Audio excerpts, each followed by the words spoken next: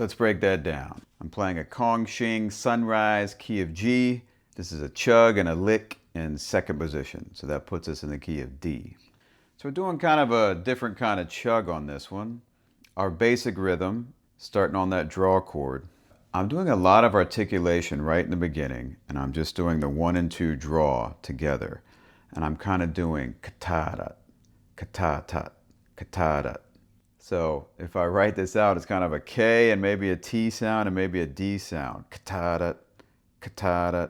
So that K sound is really just something just to, right before the riff, a little pickup note. Ka-ta-da. 1, 2, 3, 4, ka-ta-da. And I'm doing that on the inhale. Ka-ta-da, ka-ta-da. 1, 2, 3, 4. So this rhythm I'm doing is very kind of syncopated. So this is just the basic chug. We're starting with that, ka-ta-da. And then I'm doing these hits on the upbeat. Bop, bop, ka-ta-da, up, up, ka-ta-da, up, up, ka-ta-da, up, up. So I'm trying to just do the 1 and 2 draw in the beginning, and then those little upbeat hits, I'm trying to do 1, 2, 3. It's subtle, but you can hear that 3 kind of coming in a little bit. So I'm doing those 1, 2, 3s. It's on the upbeat. And I'm also staccatoing those. Ta, ta, ta, ta. A lot of a T sound, maybe a ta, ta kind of thing. T-U-H. So I'll put it together.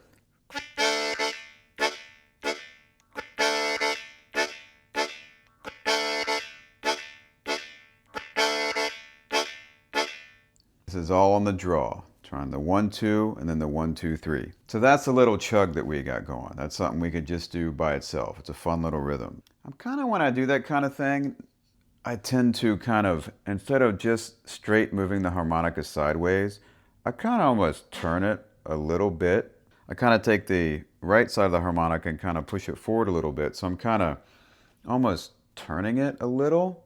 It's very subtle, but I'm turning it a little, just so that I don't get that 3 draw, and I can kind of just bring it back a little bit to get that 3 draw.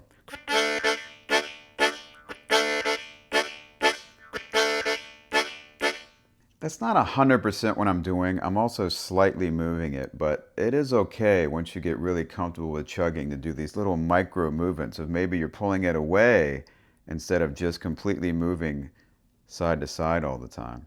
That's the chug section of this. This is kind of a call and response, doing a chug and then playing a lick and right back to the chug. So let's get into that lick. It's really one continuous lick, but we can kind of break it into 2 parts. First, we're starting on that 3 draw, bent down a whole step. We release it to the 3, slide over to the 4.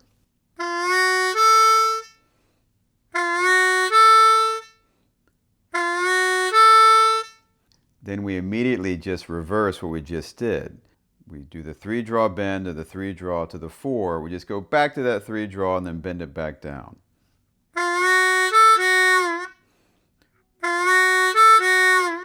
That's kind of the first half of this lick. The second half, we're on the 2 draw. We bend that 2 draw down a whole step, and then we hit the 1 draw.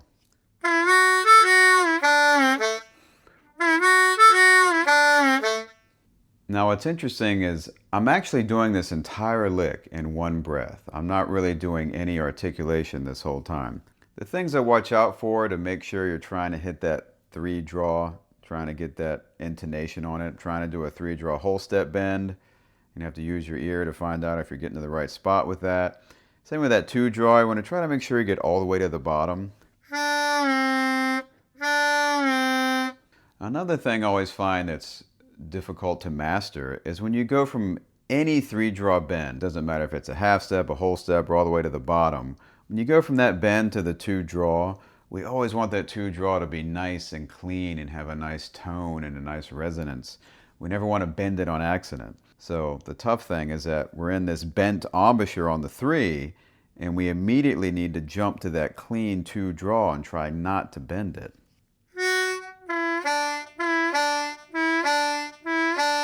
That's a 3 bent going to that 2 draw. That's a good thing to practice, just whatever bend you want to do on the 3.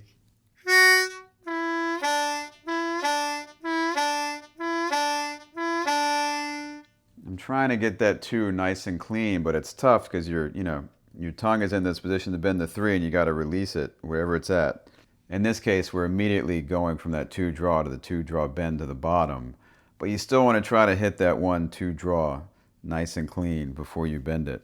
That's the lick part of this lesson. If you want to break these down separately, get the chug first, get the lick, and you try to put them together.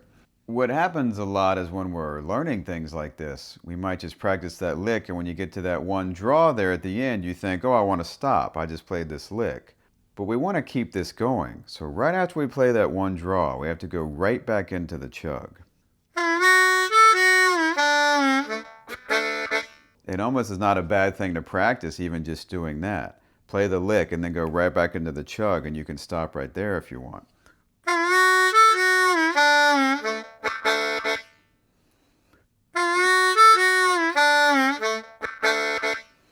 So if you just want to practice that, it's almost might be better to think of that as the end of the lick, because you got to get right back into that chug. They're not really, they are separate parts, but it's all just supposed to be just one thing that we can continuously loop. I'm puckering this entire thing. I'm not doing any tongue blocking on this one.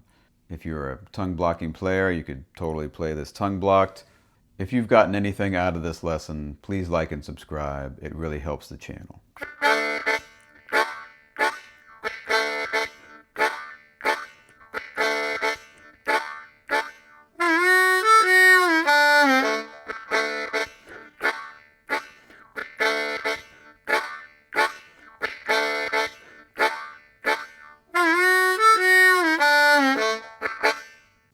See you next Monday.